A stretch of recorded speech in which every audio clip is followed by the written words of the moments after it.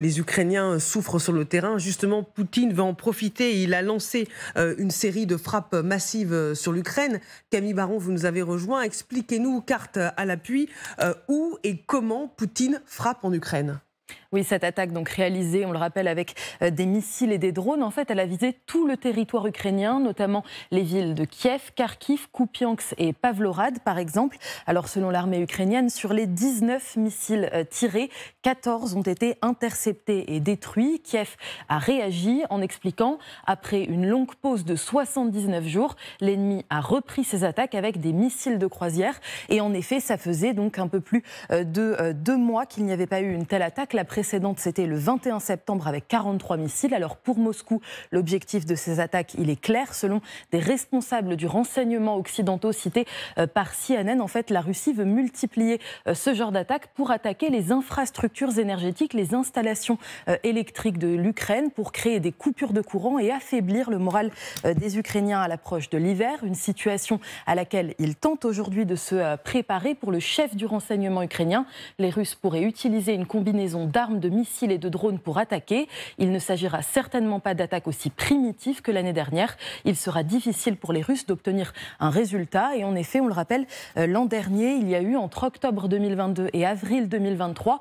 1200 attaques russes contre le système énergétique ukrainien qui a été réduit de moitié de ses capacités. Un système qui est toujours fragilisé aujourd'hui. Et cela prouve bien que Poutine n'a renoncé à rien, à ses objectifs militaires en Ukraine, et il continue ses vagues d'assaut sur Avdiivka.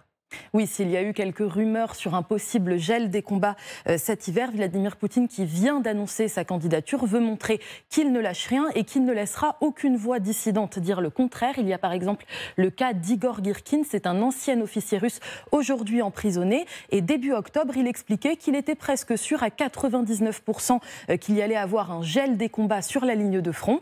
Et il y a 2 jours, revirement dans une interview aux médias Baza, il explique qu'il n'y aura ni accord ni gel. Alors selon l'ISW, l'Institut d'études de la guerre, le Kremlin pourrait être derrière ce revirement. Et il ajoute: les prévisions ajustées de Girkin sont une autre indication que Poutine maintient ses objectifs maximalistes et qu'il est peu probable qu'il entame des négociations de paix avec l'Ukraine, sauf pour gagner du temps pour se reconstituer en vue de futures opérations offensives. Ces opérations, on en a parlé, elles continuent avec notamment Avdiivka, près du Donbass, sur la ligne de front, où les combats sont très intenses. Selon le chef de l'administration militaire de la ville, il y a 32 attaques russes qui ont été repoussées récemment. Les forces de Moscou font pression sur toute la ligne défensive autour de la ville et on le voit bien sur cette carte qui montre les avancées récentes en jaune. Donc ce sont les avancées récentes de l'armée russe et on voit en fait qu'ils tentent d'encercler toute la ville d'Avdiivka pour couper toutes les lignes d'approvisionnement et pouvoir ensuite prendre la ville. Selon l'armée ukrainienne, il y aurait actuellement 40 000 soldats russes qui combattraient autour d'Avdiivka et d'autres unités sont en train d'être redéployées pour les rejoindre. Les combats sont donc loin d'être terminés.